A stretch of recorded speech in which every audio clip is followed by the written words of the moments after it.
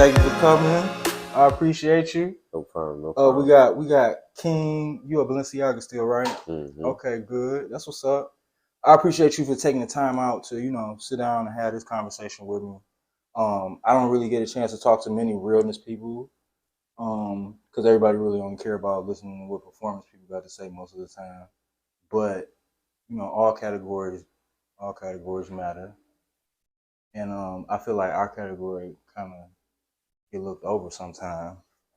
Not only looked over, but sometimes disrespected. Like sometimes I even look in the comments and they be like just talking about how dirty everybody look and just all type of crazy shit. How do you feel about the way realness is perceived in the scene? How realness is perceived in the scene? That's an interesting question. I don't know. It could be perceived a couple different ways by, like some people might perceive it as exactly what you're saying, like, people acting or people like, dirty or people got this look about them that's like comparable to what people call like the trade or whatever, you know. So perceived in a couple different ways. That's what's up. And have you ever walked any other type of realness besides Thug, or it's just been Thug? Yeah, I've always walked Thug and Thug Winners with a Twist. You know what I mean? Which is all American runway. Right. Okay. You Vogue too? No, I don't vote. So basically you walk runway, and what made you start walking all American with a twist or Thug Riddance with a twist? uh, I thought it was creative. Thought it was dope. Like I felt like sometimes, like you said, sometimes we get disrespected when we walk realness. We think, we ain't got creativity or we ain't got talent or something like that. That's all false. Yeah. A lot of us is talented. A lot of us can do multiple things or whatever. Realness is just who we is. Yeah. But that don't mean we ain't got no talent. That don't mean we can't walk runway. That don't mean you can't Vogue or, be a model or any of that stuff. Right. We can do all of those things. Yeah. That's why I started walking all American. Well, I don't walk no more, but when I did, I feel like I started getting bored in realness a little bit, or it just became mundane. Like I was just put myself out there, just put it out there. Did you feel a little bit that way too? Very Like, much so. You do it for years and years and years and years. Eventually, you want to stretch yourself. You want to do something different. You know what I mean? You want to show yourself and everybody else you can do more. All of that. right. So, you originally from Philly, right? Yeah, that's what's You always lived in Philly, never nowhere else. born and raised. What do you describe the Philadelphia scene in one word? The ballroom Philadelphia scene.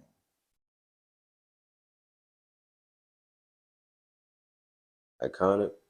Iconic. So, how do you compare the Philadelphia scene to the New York scene, since y'all are like so close together? But I know it is a lot of competition between both scenes to be, I guess, the best. I would say, yeah, I would definitely say, New York is the pioneer of the scene. You know what I mean? Yeah. So all things kind of trickle down from them, and Philly being that close to them, I would say we definitely like close cousins Yeah. to the mother, if you will, Yeah. So I would say that's why I say we probably iconic because, Philly has done a lot. There's a lot of dope people that's come from a lot of amazing icons, amazing legends come from Philadelphia. Real talk. You want some fab Ballroom exclusive content on the Ballroom scene? Download Ballroom Culture TV app right now.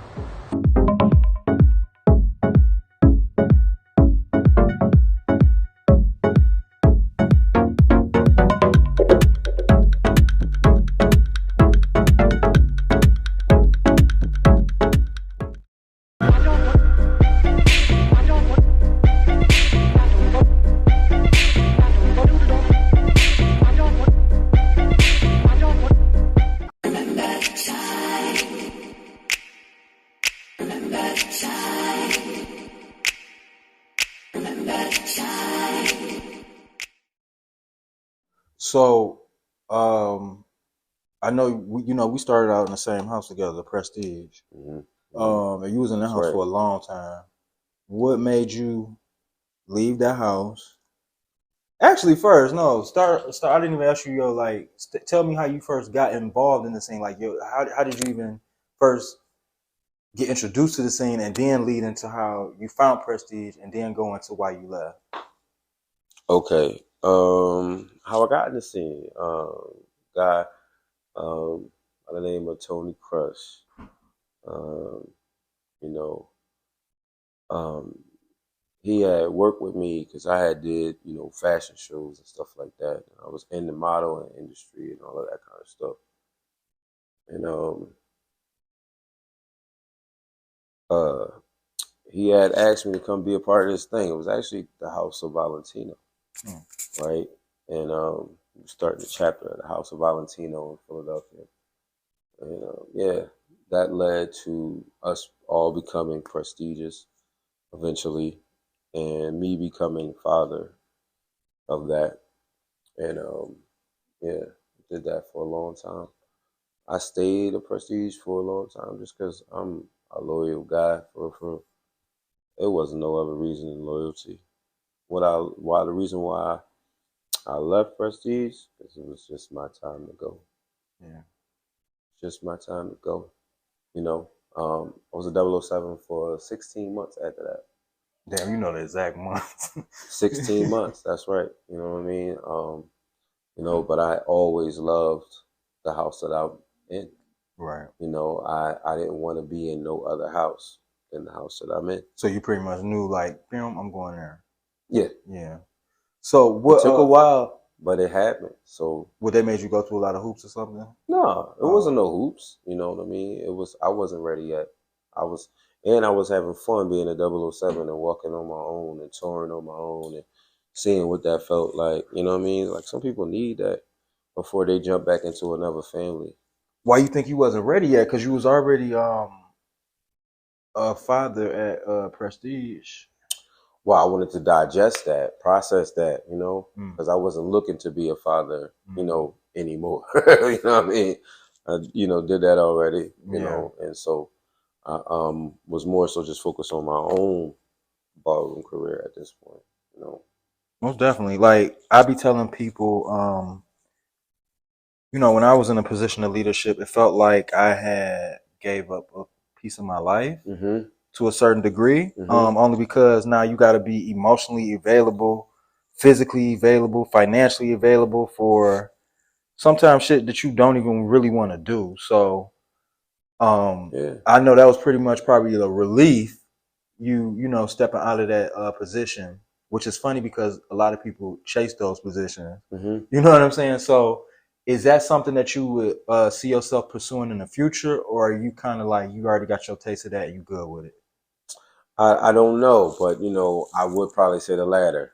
Right. Listen, for real. People don't know. Like, people chase it, they don't really know all of what it. It could go a lot of different ways, and I did it for 5 years. I've given back to the youth and to the community, in more ways than one. You know what I'm saying? So, sometimes that goes undercredited, under acknowledged, just because your kids may not be successful in ballroom don't mean you ain't put your world into them kids. You know what I'm saying? Yeah. So it's heavy, and after a while it's taxing. But I'm just happy being me. You know what I mean? Happy having fun, walking these bars and doing my own thing. You know what I mean? Yeah. So, did you like fall out with anybody at Prestige, or was it any like type of bad blood or anything? No. Absolutely not. Everybody know I love Alberni. Alberni love me. Every time we see each other, I say, "What's up?" Right. And that ain't gonna ever change. That's the man that birthed me. You know what I mean? So, okay. So, that's interesting. And that's actually one of the reasons why it's people that you like, but it's also people that you respect. That's one of the reasons why I respect you, because a lot of times, when you leave a house, people be so loyal to the name and the brand that they forget it's about the relationships with the people. So sometimes when you leave a house, people would just be like, "Oh, fuck you," or the energy would just be different. And then there'd be some people where it don't really be different at all. It's just we're in different houses now. And you one of those people. You never acted like different towards me, funny towards me, nothing like that. So, like I said, I've always respected you. You already legend, right? No. You did. You didn't shoot a good Dean? No. I thought you did. Not yet. Okay. Well, I thought you did. But thanks for that. Right. You want me to cut that part out? I don't know. But I could have swore you got Dean like last year or a couple years ago. No, not yet. Okay. Do you think you should be Dean? Eventually. Okay. You know what I mean? What do you think you need more to be Dean for it to be eventually and not just immediately yes? Oh, I'm having fun, turning my statement phase. You know what I'm saying? Okay. You need to do that. That's important. Right. What's the difference between a star, statement, and legend? Because I swear, if you ask 10 different people, they all gonna say 9 different things. So, what's your definition of a star, statement, legend, and icon? Go ahead, throw icon in there.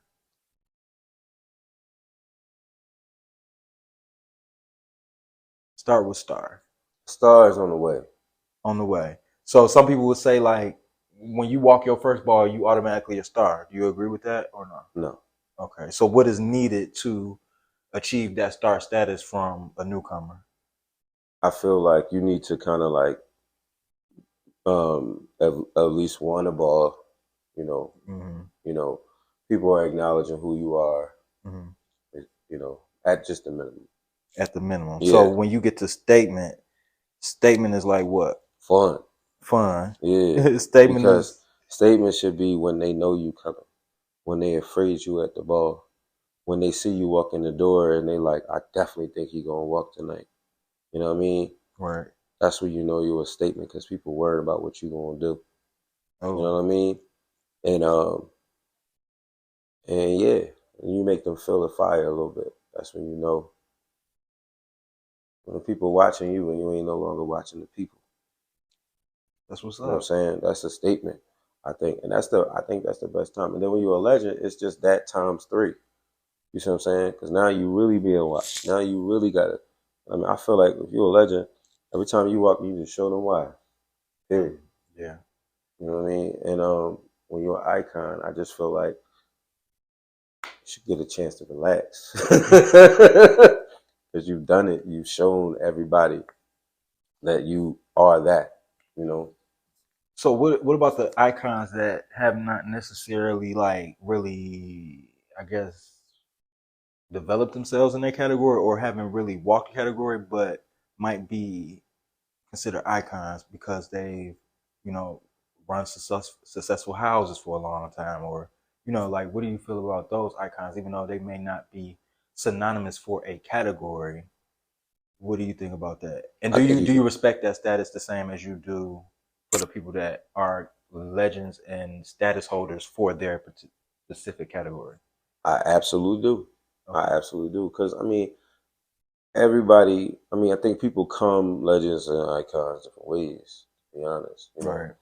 And sometimes, like, that person, if someone else or a group of people said this person should be an icon, hey, who is anybody to discredit that? Yeah. They're an icon themselves. You know what I mean? Yeah. So there's got to be a reason. Mm-hmm. And so I think that, because a lot of people work behind the scenes and work behind and be the driving force behind some of the celebrities that you see on the floor and that you love on the floor. And, usually they had an icon that was selfless, wasn't really worrying about being in the spotlight or something like that, to help them, and they should definitely not be discredited. It's legends like that too. Yeah. And sometimes they be the ones that's buying these effects and buying these rooms and doing all of this stuff. And, they don't get no credit for that. Yeah. I actually, because I was just in the little ballroom group just looking now, and everybody, going back and forth about, oh, show your resume, and people, like, well, show your resume. You show your resume.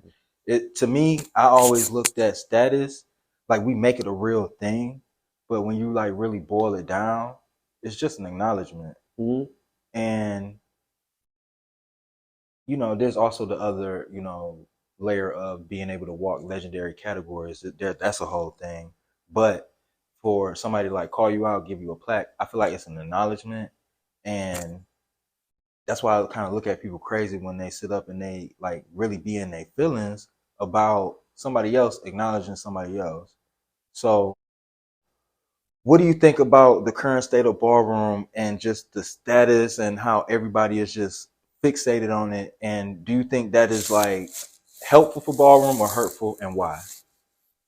You know what? I don't really. You don't get into it? No, I really don't get into all of that. I mean, get it people their roses while they here. Mm-hmm. I mean, I do feel like it should be time, effort, wins, all of that contributed to whatever status you get. And I mean, it should be considerable effort. People should know it. Yeah. You know. Okay, so what's one thing you wish that you could change about ballroom just for the better? Or it could be the most mundane thing or a complex issue. Motherfuckers. Sorry, can I curse? You because yeah, this is YouTube. Motherfuckers getting extra money off niggas that want to go in and out of a ball. What's going on? Like, damn, if you want to smoke a cigarette, you gotta pay $50 and ball $35. Like, that's crazy. But I just feel like stop monopolizing off the children. Like, god damn, just cause you know what I mean that they gotta have it that you don't. Ain't that a bitch? Yeah. Yeah, you get an extra $20. I mean, it's smart. It's smart as hell. So I threw a ball one time, and he actually made me. I threw it the year prior, and then I threw it the year after, and he actually made me install a $5 reentry fee. It wasn't $20; it was $5. But the reason why he said that was because the year before, they kept control of the bar, and he said they barely made any money because everybody is going outside drinking. The next year, we did the $5 reentry fee, and I walked up to him after the ball. I was like, y'all sold the bar. He was nothing but smiles. Like, you know what I mean? Like they had banked at the bar. So I think sometimes it is like a financial decision. Maybe not just to, but like you said, like $20 extra as opposed to just $5. But that might be because the venue might be selling alcohol and they want you to go buy their alcohol instead of going out to your car. Completely understand that. Cannot the hustle. You right, so you know what I mean? Like I from that perspective, yep, I get it. So keep us indoors and then we had no choice but to But like you said, that is a lot of extra money, like $20 extra. Like damn, you just okay. Plus the liquor, you know what I mean? Whatever you want else buy, I mean, it's just getting out of hand. We're seeing it go up more and more. But at the same time, the world is inflated. So the world, at the same time, the world is inflated. So I completely get it. That means it costs more for venues. That means it costs more for DJs. That means it costs more for everything else. Yesterday's price, not today. Exactly. So my second to last question is, what more? You already said you really don't. You can't really definitively say if you want to step into leadership again. What is your next goal for ballroom? Even if it's just like a specific ball to walk or a specific endeavor, what are your goals for ballroom? Well, I always wanted, like I said, I walked Doug Willis to Doug Willis with a twist. My goal was to win both of those categories in one night. I actually just did that. So I want to keep doing that. My goal is to keep doing that. You know what I mean? My goal is to, to keep, just on the same path that I'm on right now, and having fun while I'm doing it. I really had a great time while doing it. It was nothing not fun about it. You know what I'm saying? So, my goal is to challenge myself even more, trying to become even more creative, step outside the box, show that we got it, that we just as talented as everybody else. Yeah. You know what I'm saying? Do you see yourself walking regular All-American or just the Rhythms with a Twist? Because, they barely had that category. When I had did the, the All-American Showdown or whatever with the teams All-American, I was on JoJo Saint Laurent team. And that was, for me, like walking regular All-American. You know what I mean? Because I was walking with the regular all Americans. You know what I mean? And yeah, I kept up. You know what I mean? Like, so it was dope. So like, yeah, but it's important for us to have our own category. And that's why I stress the emphasis in Thug Run the Super Twist. I could easily want to walk All American, but this is important because it allows us to have, you know, different outlets to express ourselves. To be honest, I don't think it's no different. Daryl, you know, Daryl Garcon, he icon now for All American. He always said All American is basically the realness category for runway. Exactly. You know what I'm saying? So exactly. It's kind of like the same thing. My dad, Reese Balenciaga, would say the same exact thing. You know what I mean? He often doesn't even understand, like, why is it two? You know what I mean? And he's like, because we are presenting a masculine form of runway. That's what All American is. So why should it be separate? You know?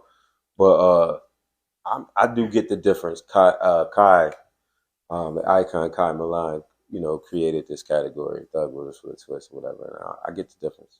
The difference I feel like is because like when you step out of like realness, like it kind of sticks with you and it kind of take a time. Because when I first watched my first like All American clips, I would watch like after the battle and I would be mugging the judges panel like we selling realness. Because that's what you're doing. Because you be still there. You still there, right? So like, I feel like that's the truly reason. An All American. Right. You're not going to sell realness at the end of your battle. You're going to pose or something. Right. We're going to jump right back into who we are. Right. So you know what I'm saying? That's why I think it is good to have the distinction between both like Thug Run the Twist and All American. I.e. real twisters. Hashtag that. That's dope. You know what I'm talking about? There was a icon by the name of Face Ebony who done the same thing. We just throw it in a different lane. He died? No. Oh, you said there was? No, I'm just saying when, you know, Face did this. Oh, okay. You know what I mean? As Thug Realness and start twisting and stuff like that. Oh, right. Or whatever. It went in both categories or whatever. Right. Like, you know what I mean? You know, but yeah, I just feel like that was innovative. Whenever he decided to do that, and he did that and had fun with it, that's what this is. That's all that is, you know. Except my thing is I like to do All American. I think that's fun. It is fun. It, like I said, I used to do it when I got bored. Like when I got bored with realness, because it's like, you know, and then you have a chance to be creative. Yeah. Yeah, that's the fun part. And you still don't have to be like a complete. You know what I mean? Like if you walk in like regular twist or something, they be having the motherfuckers wearing bikinis, skirts, everything. Like so. Hey, you was who you was before you got here. Listen, so yeah, I really appreciate, you know, like I said, you taking the time out. You somebody I always respected. You never acted funny after the house changes. You know, even though we in completely different parts of the world, every time I see you, it's like, you know, like nothing happened. So right. I appreciate you coming out here, you sharing, you know, the wisdom that you've learned. Yeah, like I said, I'm just glad to really get like another realness person on here because it seemed like sometimes that's all people care about is performance. So I appreciate it. And your ballroom name is King. Nah, K Balenciaga. Okay, K. Yeah. K Balenciaga. I'm like King Balenciaga. So, ladies and gentlemen, not the legendary, but I'm gonna say up and coming legendary because I could have swore you got Dean. But we're going to say the up-and-coming legendary, K Balenciaga. That's right. Thank you. Remember that. I'm going to see you soon. Yes.